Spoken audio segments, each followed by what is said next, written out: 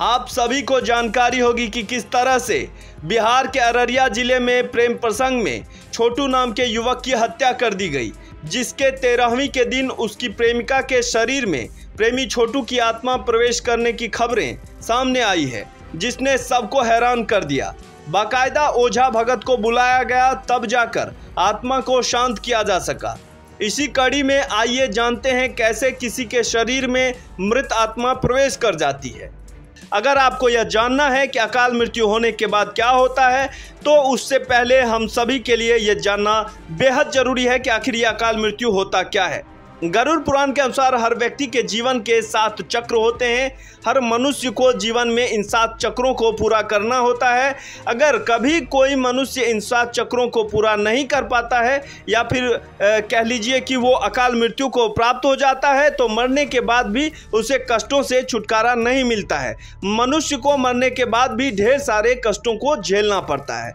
गरुड़ पुराण में अकाल मृत्यु के बारे में भी बताया गया है। इस पुराण के अनुसार अगर कोई व्यक्ति किसी दुर्घटना में जल में डूबने से, करंट लगने से या सांप के काटने से या फिर किसी रोग के कारण या फिर गले में फांसी का फंदा लगने से या फिर भूख से पीड़ित होकर या फिर किसी हिंसक प्राणी के द्वारा मारा जाता है, तो ऐसे ही व्यक्ति अकाल मृत्यु को प्राप्त हो जाता है। ऐसा गरुड़ पुराण के सिंहावलोकन अध्याय में बताया गया है।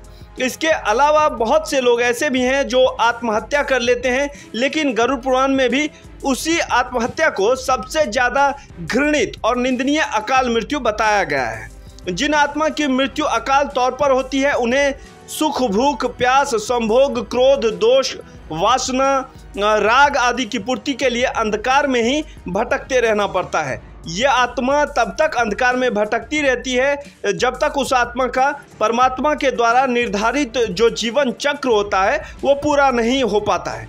जब वो चक्र पूरा हो जाता है तो आत्मा को मुक्ति मिल जाती है। लेकिन जब कोई व्यक्ति जहर खाने से, अचानक चोट लगने से, शरीर के जल जाने से या फिर किसी अन्य दुर्घटना की वजह से मृत्यु को प्राप्त हो जाता है, तो उन्हीं की आत्माएं जो होती हैं वो भूत प्रेत बन जाती है।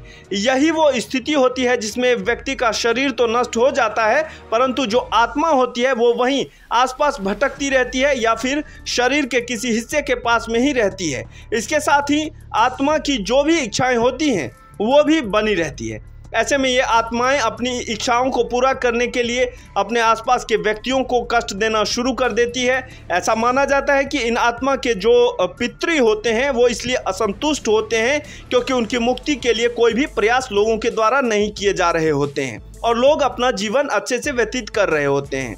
यही कारण है कि अकाल मृत्यु हो जाने के बाद जो अतृप्त आत्मा होती है वो अपने कार्यों को पूरा करने के प्रयास में दूसरे लोगों के शरीर में अपना ठिकाना बना लेती है। वहीं जिन लोगों की मृत्यु सामान्य यानी प्राकृतिक रूप से होती है, उन लोगों को 3 या फिर 10 या फिर 13 या फिर 40 दिनों के भीतर ही दूसरा शरीर प्राप्त हो जाता है। लेकिन जो लोग आत्महत्या करते हैं या उनकी हत्या होती है, तो उन लोगों की जीवात्मा पृथ्वी लोक पर ही भटकती रहती है। ऐसा माना जाता है कि यह आत्मा तब तक पृथ्वी लोक पर भटकती है जब तक वह आत्मा प्रकृति के द्वारा जो उसका निर्धारित जीवन चक्र है उसको पूरा नहीं कर लेती है। इस अवस्था में जो जीवात्मा होती है उसे अगति कहा जाता है। ऐसे में न तो जीवात्मा को स्वर्गलोक की प्राप्ति होती है और न ही नरक लोक की प्राप्ति होती है। उन लोगों की जो आत्मा है वो भटकती रहती है।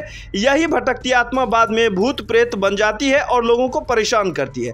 भूत प्रेत जो शब्द है वह हमेशा अशरीरी अतृप्त आत्माओं के लिए उपयोग किया जाता है। इस स्थिति में होता क्या है कि मनुष्य का शरीर तो नष्ट हो जाता है, लेकिन उसकी आत्मा का संसार से बंधन बंधा ही रहता है। जब कोई इंसान मरता है तो सबसे पहले उसके हाथ पैर शून्य हो जाते हैं, इसके बाद उसका शरीर शून्य हो जाता है और सबसे अंत में व्यक्ति के मस्तिष्क से हृदय का जो संबंध है वो टूट जाता है। फिर जो जीवात्मा होती है वो शरीर से निकल जाती है।